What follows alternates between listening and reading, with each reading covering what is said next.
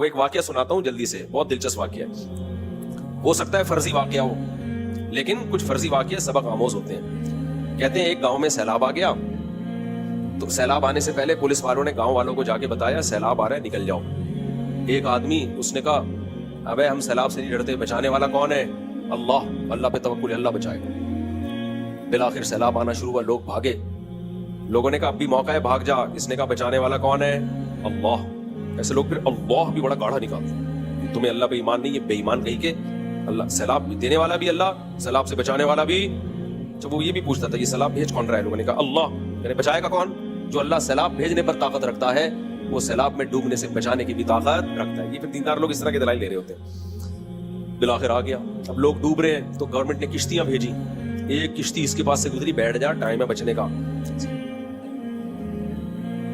میرا ایمان کشتیوں پہ نہیں ہے، یہ سیلاب بھیجا کس نے؟ لوگوں نے کہا اللہ نے۔ کہا جو سیلاب بھیج سکتا ہے بچا نہیں سکتا؟ لوگوں نے کہا ہاں بچا سکتا ہے بھائی، بس وہی بچائے، وہ میرا امتحان لے رہا ہے۔ وہ نکل گئے، اب استغفار پڑھتے ہوئے نکلے لوگ کہ ہم بے وقوف ہیں، ایمان اس کے پاس ہے۔ اچھا بھائی، اب کشتیاں بھی جواب دے گئی، پانی اتنا آیا ہے کہ چند لوگ سب ڈوب گئے نا، یہ بچا ہوا ہے۔ ہیلی کاپٹر بھیجا حکومت نے، سیڑھیاں پھینکی، ابھی بھی ٹائم ہے، لٹک جا، بچ جائے گا۔ اس نے کہا زور سے سیلاب بھیجا کس نے ہے؟ اللہ نے۔ بچانے والا کون ہے؟ اللہ۔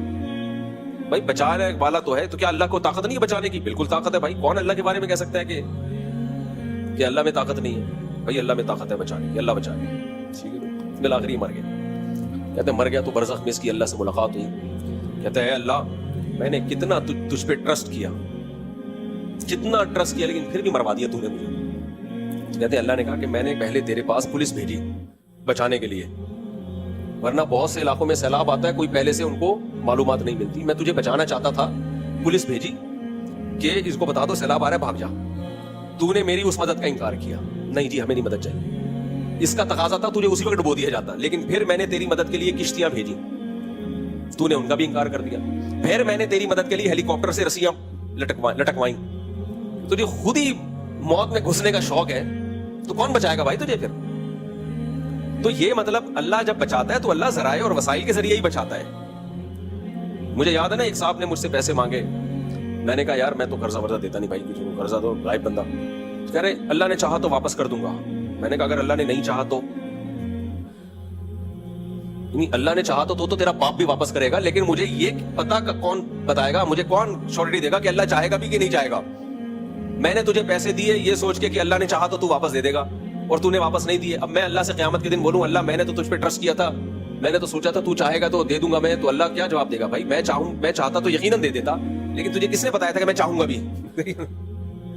میں تو تیرا پیسہ بچانا چاہتا تھا، اس لیے میں نے تیرے شیخ و مرشد کی زبان سے یہ جملہ نکلوا دیا تھا کہ جو اس زمانے میں کسی کو قرضہ دیتا ہے وہ بے وقوف، اور جو لے کے واپس کرتے وہ اس سے بڑا بے وقوف، اور جو اس بات کا مطلب نہ سمجھے وہ دونوں سے بڑا بے وقوف۔ تو میں نے اسی وجہ سے تیرے شیخ مرشد کی زبان سے یہ الفاظ نکلوائے تھے کہ میں تیرا پیسہ بچانا چاہتا تھا، لیکن تجھے پھر بھی قرضے دینے کا شوق تھا، تو قرضے دیتا۔ میں نے دیے بہت لوگوں کو نا، قرضے بھی دیے، بزنس کے لیے پیسہ بھی دیا، الحمدللہ آج تک کوئی واپس ملا نہیں۔ اللہ کا بڑا فضل ہو گیا۔ تو اللہ مجھے کہے گا ہم تو چاہتے تھے کہ تیرا پیسہ بچے، تو خود ہی شوق تھا اڑانے کا، تو اڑا دیا۔